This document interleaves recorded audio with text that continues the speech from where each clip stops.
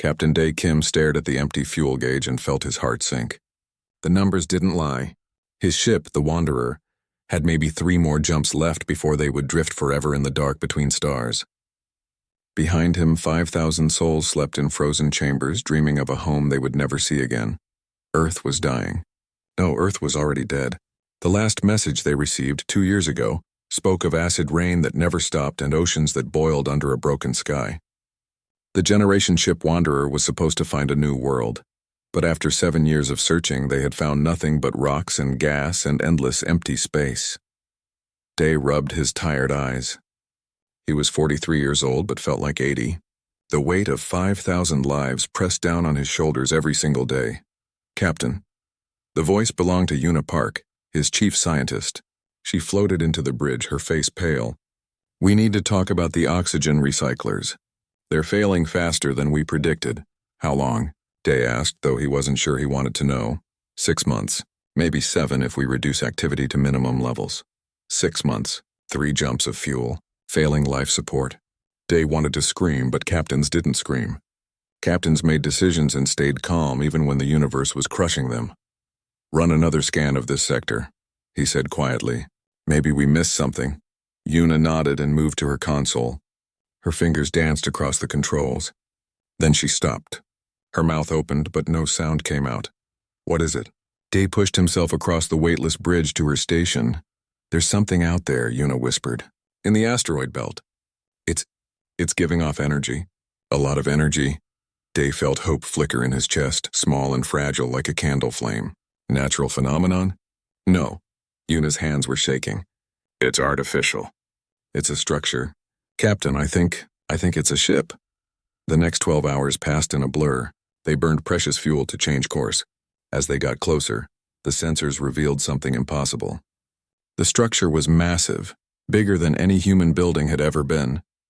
It looked like a crystal cathedral floating in space, catching starlight and bending it into colors that hurt to look at. Are they responding to our hails? Dae asked. Han Cho, their communications officer, shook his head. Nothing yet. But Captain, I'm picking up life signs. Lots of them. Could be a trap, said Tae Min, the security chief. His hand rested on his weapon. We don't know anything about them. We don't have a choice, Dae replied. We're dead in 6 months anyway. Maybe they can help. As the Wanderer drifted closer, the crystal structure began to glow. Light pulsed through it in waves like a heartbeat made of rainbows. Then a voice filled the bridge. Not through their speakers, but somehow directly in their minds. It felt like music and mathematics at the same time. Welcome, travelers. We are the Velm. We have been waiting. Dae found his voice.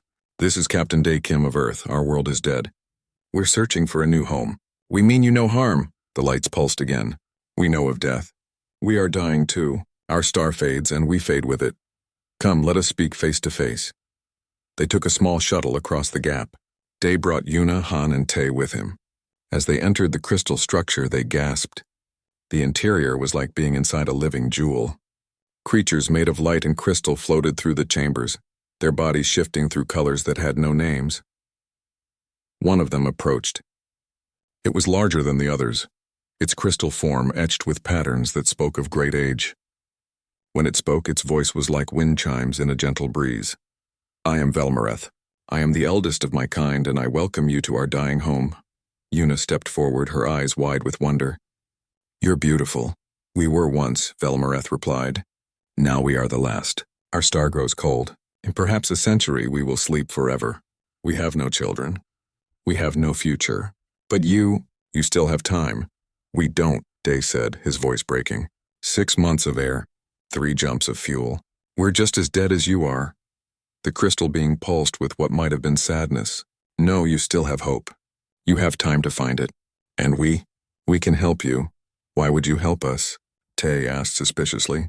What do you want in return? Velmareth drifted closer. Its light touched each of them, warm and gentle. We have lived for 3 million of your years. We have seen civilizations rise and fall like waves on a shore. We have learned one truth above all others. All life that thinks, all life that feels, all life that reaches for the stars deserves a chance to continue. We ask for nothing. We give because we can and because soon we cannot. Over the next 3 days, the Velm shared their gifts. Una worked alongside their scientists, if scientists was the right word. They showed her equations for faster-than-light travel that humanity wouldn't have discovered for centuries. They gave her biological codes for plants that could turn dead worlds green again. They showed her star charts and marked the safe paths through space. This region, Velmareth indicated a large area on the map. This is controlled by the Krell. They are cruel. They take other species as slaves. They destroy worlds for resources. Stay away from here. Find your home elsewhere. The galaxy is large. Han recorded everything in a special database he created. He called it the Debt of Honor. We have to remember this, he said, tears running down his face. We have to remember what they did for us. On the last day, Day stood with Velmareth in a chamber filled with soft light. I don't know how to thank you, he said. You're giving us everything. A future, hope, life itself. And you ask for nothing. We ask for one thing, Velmareth replied. Remember us. When we are gone, remember that we existed. Remember that we tried to do good in the universe. That is enough. We'll do more than remember, Day promised. We'll honor you. We'll teach our children about you. We'll make sure your kindness means something. That is all any of us can hope for, the ancient being said. To leave the universe a little better than we found it. As the wanderer prepared to leave, Velmareth sent one final message. Live well, children of Earth. Build a future worthy of all you have suffered. And perhaps in your kindness to others we will live on. Day watched the crystal structure grow smaller in the view screen. Inside his chest, where despair had lived for so long, he felt something new. Not just hope. Something stronger. A promise humanity would survive. They would thrive. And they would never, ever forget the aliens who saved them when they had no reason to. Who gave everything and asked for nothing. The debt of honor had been recorded. And someday, somehow, humanity would repay it. The wanderer jumped to faster-than-light speed, racing toward a future that the Velm had given them. Behind them, the crystal beings watched the stars and waited for their long sleep. But they were content. They had planted a seed of kindness in the darkness, and seeds given time could grow into something wonderful. 200 years had passed since Captain Day Kim met the Velm in the darkness between stars. The galaxy had changed. Humanity had changed it. Admiral Sora Beck stood on the bridge of the warship Defender, watching a planet called New Terra spin below her. The world was green and blue, covered in forests and oceans that sparkled under a yellow sun. 50 million humans called it home. There were 100 other worlds just like it, scattered across this arm of the galaxy. The Velm's gifts had saved humanity. More than saved. They had given humanity wings. Admiral, the delegation from Praxis is arriving, her officer said. Sora nodded. The Praxis were a species of small, furry creatures who looked a bit like Earth's extinct otters. They had been the 5th alien species humanity encountered. Their world was being destroyed by volcanic activity, and they had nowhere to go. Sora had offered them sanctuary on New Terra. The Galactic Council had been shocked. Why would humans share their world with aliens? It made no sense to them. Resources were meant to be hoarded, not given away. But Sora understood. Every human child learned about the Velm in school. They learned about the crystal beings who had saved humanity and asked for nothing in return. That lesson had shaped everything humanity became. On the surface of New Terra, Dr. Tae Sung walked through the Hall of Remembrance. He was the keeper of the Debt of Honor, the sacred archive that Han Cho had started 2 centuries ago. The hall was built of crystal, grown in a laboratory to honor the Velm's memory. In the center stood a statue made of pure diamond. It showed Velmareth as the humans remembered him, a being of light and grace. Around it, children sat and listened as their teachers told the old story. The Velm were dying, the teacher said softly. But when they found us, they didn't turn away. They didn't ignore our pain. They gave us the tools to survive and asked nothing in return. That is who we must try to be. Tay watched the children's faces. They were listening with wide eyes just as children had listened for 200 years. This was humanity's most important lesson. Not mathematics or science or history. This kindness was not weakness. Gratitude was not optional. Debts of honor must be paid, his communicator buzzed. Dr. Sung, we have another request. The 7th this month, Tay sighed and smiled at the same time. From who? The Mirren. Their colony ship lost its engines. They're stranded near the Vega cluster. Send them repair equipment and a team of engineers. No charge. Sir, the council says we can't keep doing this. We're not a charity. Yes, we are, Tay replied firmly. We're exactly that.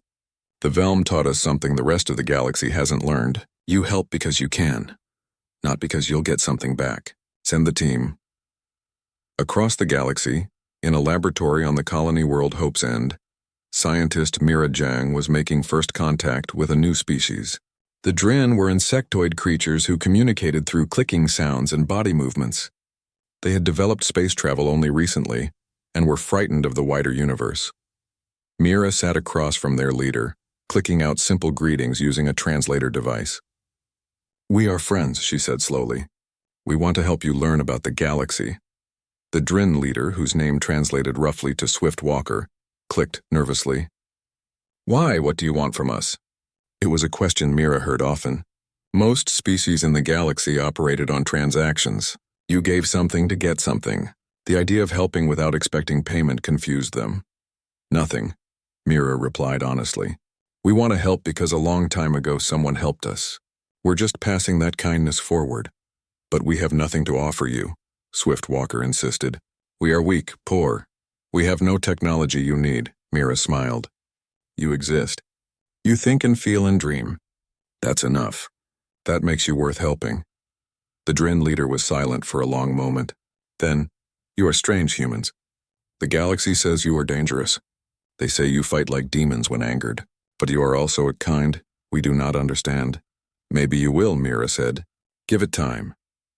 Every 50 years, humanity sent an expedition back to the Velm's last coordinates. They always hoped to find survivors, though they knew it was impossible. The Velm had said they were the last. Their star was dying. There was no way they could have survived, but hope was a human trait. They looked anyway. Commander Bora Lim led the latest expedition. Her ship, the Memories Light, drifted through the system where the Velm had lived. The star was dimmer now, a dull orange instead of the bright yellow it had once been. The crystal structure was gone, broken apart by time and stellar winds. Any life signs? Bora asked, though she already knew the answer. None, Commander. The system is dead. Bora closed her eyes. She had known this would be the result. It was always the result. But every time, it hurt just as much. Deploy the beacon, she ordered. They left a beacon in every system they visited, broadcasting a simple message. The Velm are remembered. Humanity does not forget. Thank you for the stars. It was a futile gesture. The Velm were gone. But futile or not, humanity would keep making it. That was the promise Day Kim had made 2 centuries ago. Remember them. Honor them. Never forget. Back on the Defender, Sora received a message that made her blood run cold. It came from one of humanity's deep space monitoring stations on the edge of explored space. Admiral, we've detected something unusual. Quantum signatures matching Velm technology. But it's coming from inside the restricted zone. Sora's heart began to race. The restricted zone. The region the Velm had warned them about 200 years ago. Krell space, are you certain? She demanded. Yes, Admiral. The signature is old, very old, but it's definitely Velm in origin. Sora's mind raced. The Velm were gone. Everyone knew that. The expeditions had confirmed it a dozen times. But what if they were wrong? What if some of them had survived? What if they had fled into that dangerous region and become trapped there? She made a decision that would change the galaxy, send a message to Earth. Priority. 1. Tell them we may have found surviving Velm. Tell them the debt of honor may finally be due. The message traveled across light years, reaching Earth's government within hours. The response took 3 days to arrive, but when it came, it was unanimous. Every member of humanity's council had voted yes. If there was even a chance that Velm had survived, humanity would find them.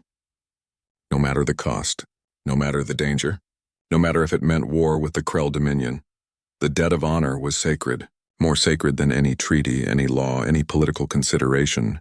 200 years ago, the Velm had given humanity everything when they had no reason to. Now finally, humanity had a chance to give something back. Across human space, the call went out. Fleets began to gather. Soldiers volunteered by the millions. Engineers prepared supplies. Medical teams stood ready. This wasn't just a military operation. This was humanity's defining moment. Dr. Tae-sung stood before the diamond statue of Velmareth and whispered, "We're coming. If you're out there, if even one of you survived, we're coming. You saved us when we had nothing. Now let us save you. The statue caught the light and seemed to glow from within, as if the spirit of the ancient Velm was listening. In her quarters, Admiral Sora wrote in her personal log, "Today we may have found them, the ones who saved us, the ones we've mourned for 2 centuries. I don't know if this signal means survivors or just old wreckage. But I know this, humanity will not turn away. We will not ignore their pain as so many ignored ours. We learned from them.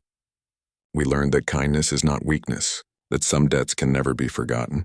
Whatever we find in that darkness, we will face it together. We will honor them as they honored us." The fleets gathered, the mission was prepared, and humanity, for the first time in its spacefaring history, prepared to venture into the most dangerous region of known space. Not for conquest, not for resources, not for glory, for gratitude, for honor, for the memory of crystal beings who had saved them 200 years ago and asked only to be remembered. The galaxy was about to learn what it meant when humanity said, "We don't forget." Commander Jin Lee had been studying dying stars for 6 years.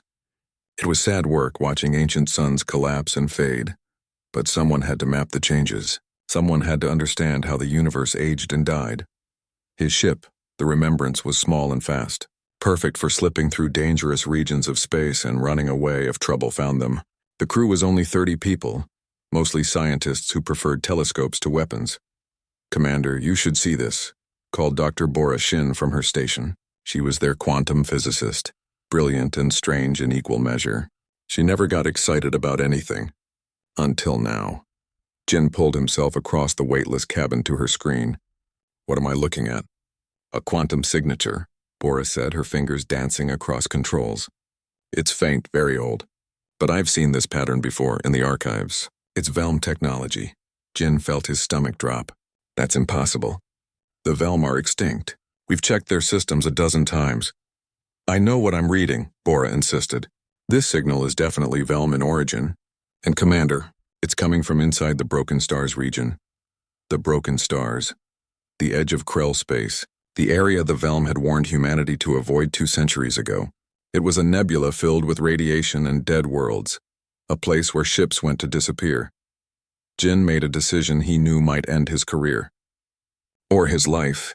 Set course for the signal. Full stealth protocols. The journey took 3 weeks. They crept through the nebula like mice in a cat's house, trying not to make any noise. The Krell were known throughout the galaxy as slavers and destroyers. They conquered weaker species and stripped their worlds bare. A small science vessel would be an easy target. As they got closer, Bora refined her readings. "Commander, it's not just a signal. It's a distress beacon. It's been broadcasting for, stars. Over 200 years." Jin felt chills run down his spine. 200 years. Right around the time the Velm had helped humanity. Had some of them fled here? Had they become trapped? "Keep scanning," he ordered. "I want to know everything about this region before we go any further." What they found made Jin sick to his stomach.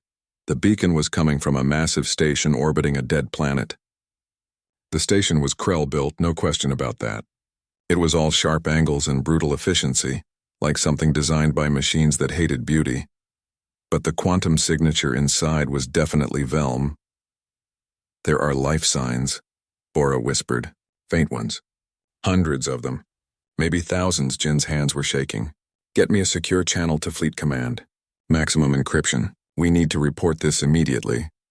The message took hours to reach Admiral Sora Bayek. When it did, she sat in her office and read it 3 times, just to make sure she wasn't dreaming. "They're alive," she whispered to herself. "The Velm are alive, but they weren't free. According to Jin's report, they were prisoners in a Krell facility, slaves most likely. The Krell enslaved everyone they could catch." Sora called an emergency meeting of the Terran Council. She showed them Jin's data. She showed them the beacon that had been crying for help for 200 years. She showed them the life signs that could only be Velm. "We have to go get them," she said simply. "That's all there is to it." The council chamber erupted in argument. Some said it was too dangerous. Some said they couldn't risk war with the Krell over aliens who might already be dead. Some said they needed more information first. Admiral Yun Kang, the supreme commander of all human military forces, stood up. The room fell silent.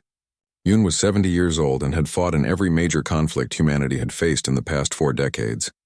When he spoke, people listened. 200 years ago, Yun said quietly, The Velm found us dying in the dark. They gave us everything. They asked for nothing. Every single human alive today exists because of their kindness. Every world we live on, every ship we fly, every child we've raised, all of it possible because they chose to help when they had no reason to. And now we find them alive, trapped, suffering in a Krell prison. And we're arguing about whether to save them. He looked around the room, meeting every pair of eyes. If we abandon them now, we don't deserve the gifts they gave us. We don't deserve the stars. We don't deserve to call ourselves civilized. The debt of honor isn't just words in a database. It's who we are. It's what makes us human. The vote was unanimous. Humanity would go to war if necessary. The Velm would be freed. Within days, the response began. Fleet Admiral Yun Kang mobilized the 7th and 9th fleets. Over 600 warships began gathering at staging points near Krell space. It was the largest military operation in human history. But this wasn't just about warships. Medical vessels prepared to receive traumatized aliens. Engineering teams studied Krell station designs looking for weak points. Linguists brushed up on the Velm's light-based language, hoping some of the prisoners still remembered how to speak. On New Terra, a young officer named Hana Oh stood in a recruitment center, staring at the enlistment form in her hands. She was 23 years old, fresh from the academy, assigned to a safe patrol route far from any conflict. You don't have to go, her mother said, holding her hand. You've done your service. This isn't your fight. Hana looked up at the memorial on the wall, the diamond statue of Velmareth that stood in every public building. She had grown up with that statue. She had learned the story in school, dreamed about the crystal beings who saved humanity. Yes, it is, she said softly. This is exactly my fight. This is why I became a soldier. She signed the form. Across human space, millions of others did the same. Volunteers flooded the recruitment centers. Everyone wanted to be part of the mission. Everyone wanted to honor the debt. On the Remembrance, Jin kept watch over the Krell station from a distance, hidden in the nebula's radiation. He had to keep his ship there, maintaining the signal lock, making sure they didn't lose track of the Velm. Commander, said one of his crew, a young woman named Mina G. What if it's a trap? What if the Krell found that beacon and they're using it to lure us in? Jin had thought about that. It was possible, but he looked at the data again. The life signs. The quantum signatures. The beacon that had been calling for 200 years. Then we spring the trap, he said finally, and we show the Krell what happens when you hurt our friends. 2 months after Jin's discovery, the human fleets were ready. They gathered at the edge of Krell space, hundreds of ships carrying tens of thousands of soldiers, medics, and engineers. Every vessel bore the same symbol, a crystalline star on a black background.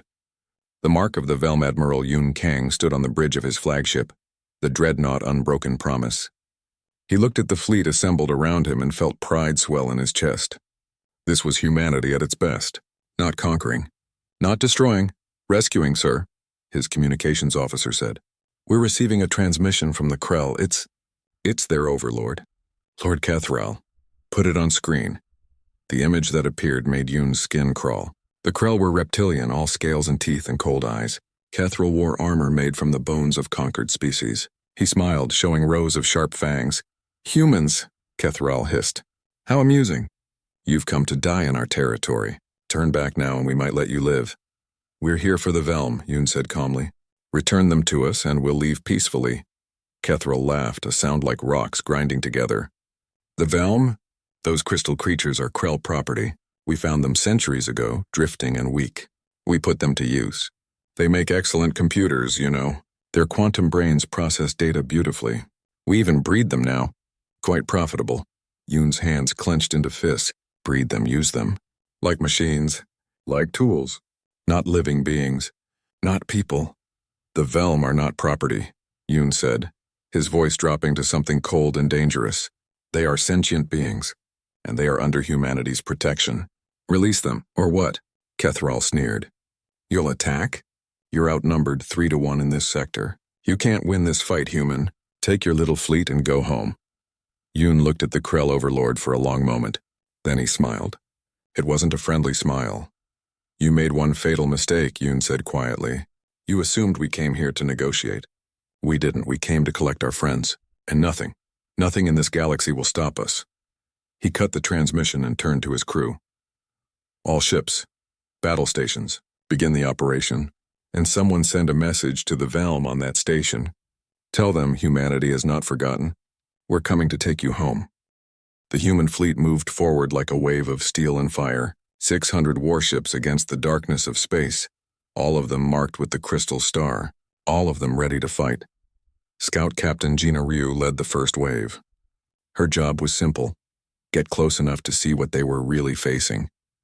Her ship, the Quicksilver, was designed for speed and stealth. She slipped through the Krell defense perimeter like a ghost. What she saw made her want to cry and scream at the same time. The Krell station was enormous, sprawled across space like a metal spider, all sharp edges and cruel angles. Around it, over 200 Krell warships stood guard. Each one bristled with weapons. It would be a bloodbath to fight through them, but that wasn't what made Gina's hands shake. "Get me a scan of the station interior," she ordered. "I need to see what's inside." The images came through slowly. When they did, Gina felt bile rise in her throat. The Velm were there, thousands of them, but they weren't living. They were imprisoned, trapped inside quantum stasis fields that froze them in place. Their crystal bodies were connected to machines by cables and wires. They were being used as living computers to process data for the Krell Empire. "They're conscious," her science officer whispered in horror. "The stasis fields keep their minds active. They've been aware this whole time, trapped, unable to move, for over a century." Gina closed her eyes. The Velm, who had saved humanity with their kindness, had been caught by the Krell. And instead of mercy, the Krell had given them an eternity of torture. "How many?" she forced herself to ask. 3,847. That's all of them. The last Velm in the entire universe, all here. All prisoners." Gina sent her report back to the fleet. Then she added a personal note to Admiral Yoon. "Sir, we have to get them out. Whatever it takes. These people saved humanity. They don't deserve this. No one deserves this." On the unbroken promise, Yoon read the report and felt rage burn in his chest. He was a military man. He had seen war. He had seen death. But this was different. This was cruelty for profit. This was slavery of the worst kind. "Get me the rescue specialists," he ordered. "I want to know how we break them out." Dr. Nari Song was the best rescue specialist in the fleet. She had pulled people from collapsed buildings, from burning ships, from every kind of disaster imaginable. She studied Gina's scans and her face grew grim. "The station has shields that could withstand months of bombardment," she said. "The stasis fields are individually controlled. If we try to shut them down wrong, we could kill the Velm inside. And the Krell have over 200 warships defending the station. Sir, this is going to cost us a lot." "How many ships will we lose?" Yoon asked quietly. "Maybe 20, maybe 50. And thousands of lives." Yoon nodded slowly. He had known this wouldn't be easy. War never was. But he thought about the Velm, trapped and aware, suffering for over a century. He thought about Velmerith, who had given humanity the stars and asked only to be remembered. "We're going in," he said. "Prepare the assault." The battle plan took 3 days to finalize.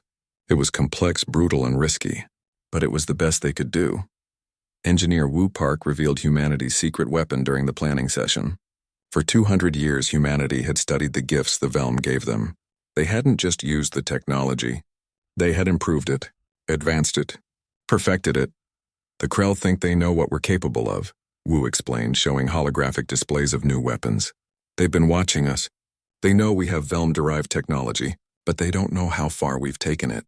They're about to find out." The fleet split into 3 groups. The first group would hit the Krell defenses head-on, drawing their attention and their firepower. The second group would slip around the flanks, targeting the station's shield generators. The third group, led by Jin Lee, would board the station and free the Velm. Young officer Hana-Oh was assigned to Jin's strike team. She stood in the assault ship with 200 other soldiers, all of them checking their equipment with shaking hands. "Scared?" asked the soldier next to her, a man named Wu Jin. "Terrified," Hana admitted. "But I'm not running." "None of us are," Wu Jin said. "This is what we signed up for. This is the debt of honor." The assault began at dawn. Not that there was really a dawn in space, but that's how humans thought about it. It was time. Admiral Sorabayek led the first attack wave in the Defender. Her ship and 100 others roared toward the Krell lines, weapons blazing. The Krell responded immediately, filling space with missiles and energy beams. The battle was chaos. Ships exploded in flowers of fire. Missiles streaked through the darkness. Energy shields flared and died. Humans fought with everything they had, and the Krell fought back just as hard. But the Krell made a mistake. They focused on the obvious threat, the big ships attacking from the front. They didn't see the smaller vessels slipping around behind them until it was too late. The second wave hit the station's shield generators with surgical precision. New human weapons, developed from Velm technology but improved beyond recognition, tore through Krell defenses like they were paper. "Shields down," someone shouted over the communications network. "The station is exposed." That was Jin's signal. His assault ship shot forward, racing toward the station while the Krell fleet scrambled to respond. Anti-ship weapons fired at them, but human pilots were good. Very good. They danced through the fire, losing ships but never slowing down. Jin's ship crashed into the station's docking bay, its armored hull smashing through doors and barriers. Soldiers poured out before the ship even stopped moving. The Krell defenders were waiting. The fighting inside the station was brutal and close. Humans and Krell collided in narrow corridors, fighting with guns and knives and anything else they could find. Hana found herself face to face with a Krell soldier, its teeth bared in a snarl. She fired her weapon, dropped and rolled, came up shooting again. Training took over. Fear became action. They pushed deeper into the station, following the maps that Dr. Nari had made from the scans. Every meter was bought with blood. Human soldiers fell. Krell soldiers fell. The corridor walls were scorched with weapons fire.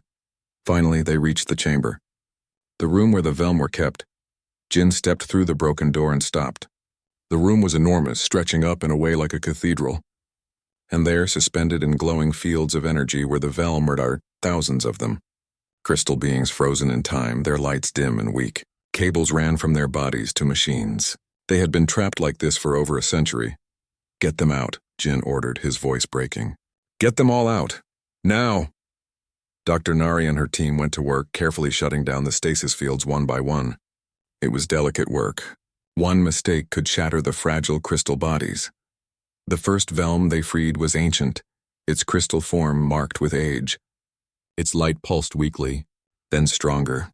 Then it spoke, its voice filling their minds like music. "Humans?" It whispered in disbelief.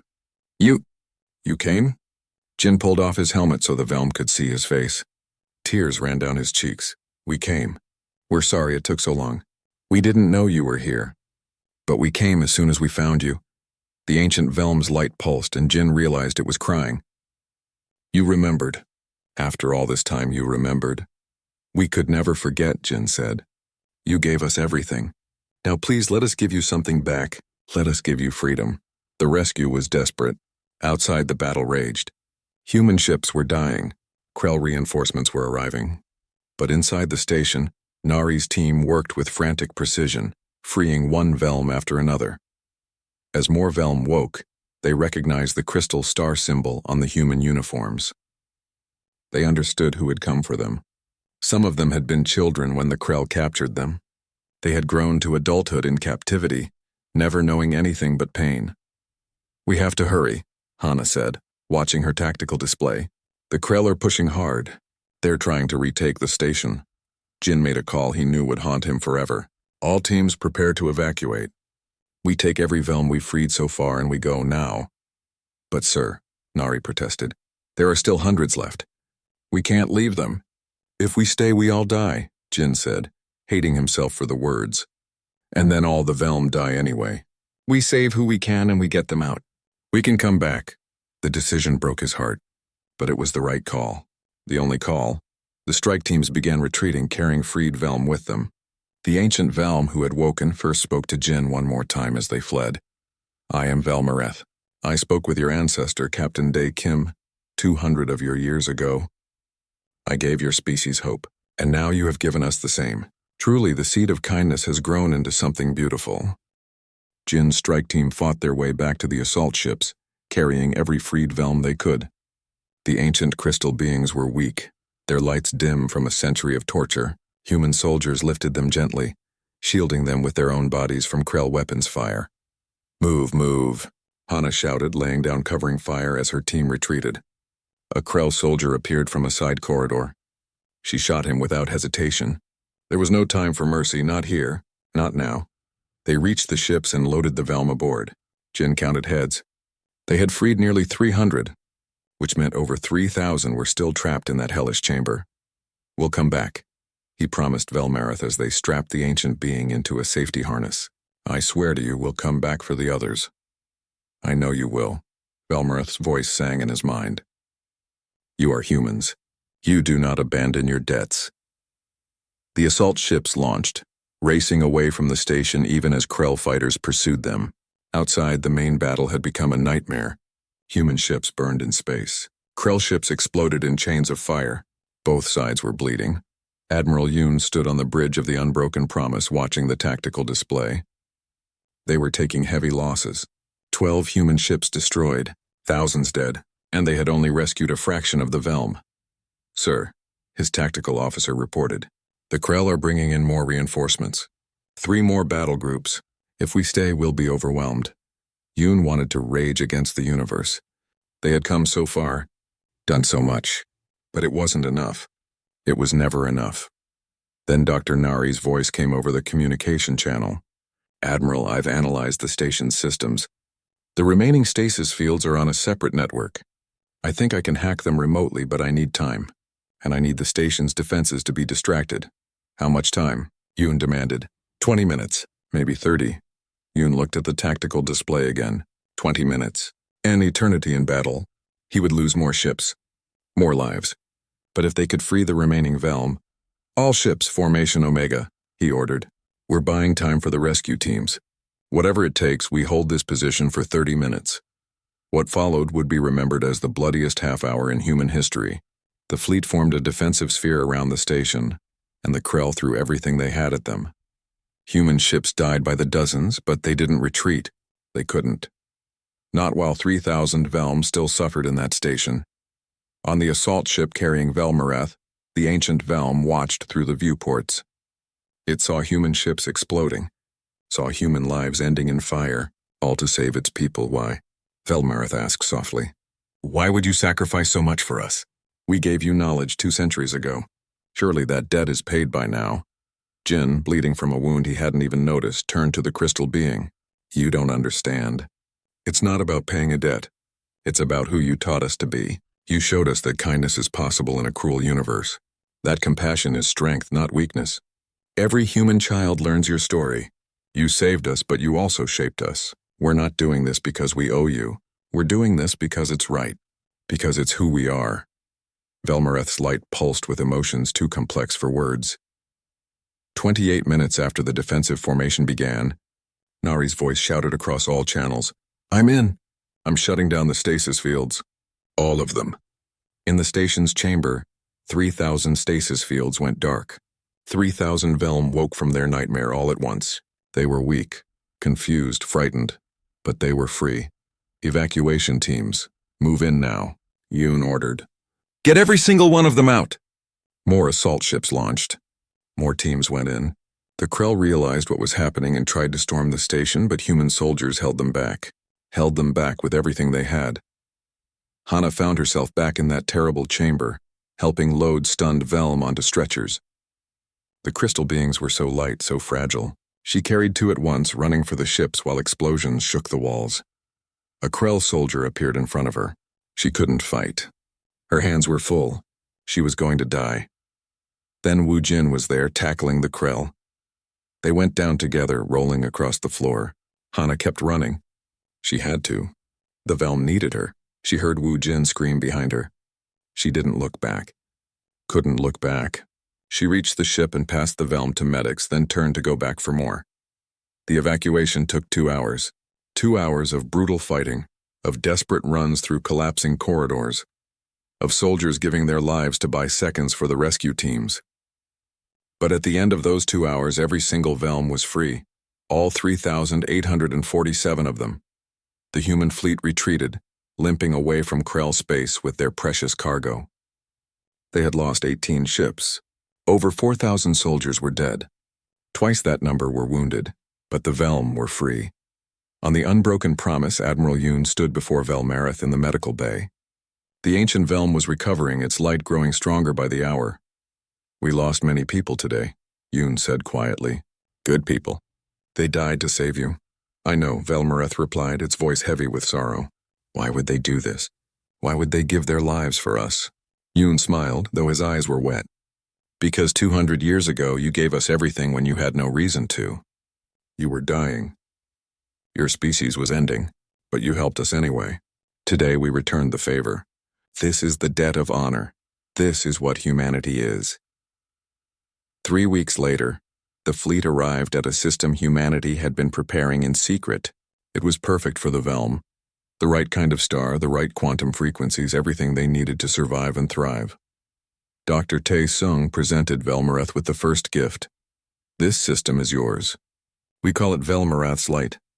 We've signed it over to your species in perpetuity. No human will ever settle here without your permission. It's your home now. But there was more. Dr. Borashin, the physicist who had found the first signal, presented the second gift.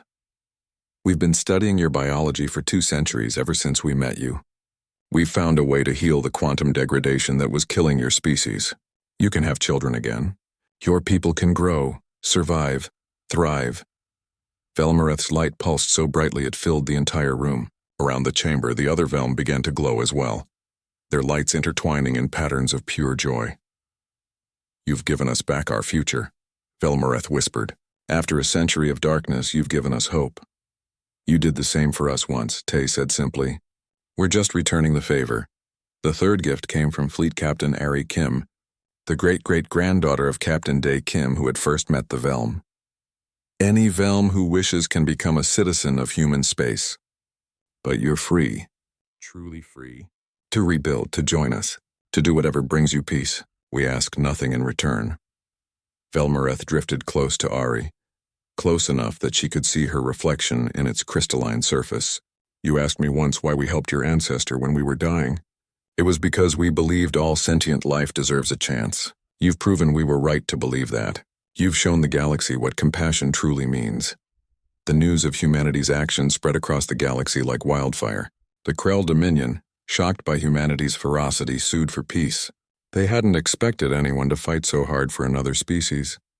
They hadn't understood what it meant when humans talked about the debt of honor. Other species began to reconsider their view of humanity. The humans weren't just tough, weren't just generous. They were something the galaxy had rarely seen. A species that actually remembered kindness, that actually kept their promises, that would go to war not for conquest but for gratitude. 6 months after the rescue, the Galactic Council held a special session. Velmareth and Admiral Yoon stood together before the representatives of 100 species. 200 of your years ago, Velmareth spoke, its voice filling the chamber through translators. My people gave humanity knowledge. We thought that was the gift. We were wrong. The gift was not what we gave, but what humanity did with it. They could have used our technology to conquer, to dominate. Instead, they used it to help others, to show compassion, to build a civilization based not on power but on gratitude. The Elder Velm's light pulsed with warmth. We gave humanity stars. They gave us back our future. But more than that, they've given the galaxy something it desperately needs. Proof that kindness is not weakness. That compassion is not foolishness. That debts of honor are real and sacred. Velmareth turned to Yoon. You humans have a saying. We don't forget. Let me give you a new one. The galaxy will not forget you. What you did for us will echo through the ages. You've changed everything. In the Hall of Remembrance on New Terra, they added a new statue next to the Diamond Velmareth. It showed a human soldier carrying a Velm to safety. Beneath it, an inscription. Some debts can never be paid, only honored. Some gifts can never be repaid, only passed forward. This is the way. Children still gathered there to hear the story. But now it was a longer story. It wasn't just about the Velm saving humanity. It was about humanity saving the Velm 2 centuries later. It was about a debt remembered across generations. About a promise kept across 200 years. It was about what made humanity human.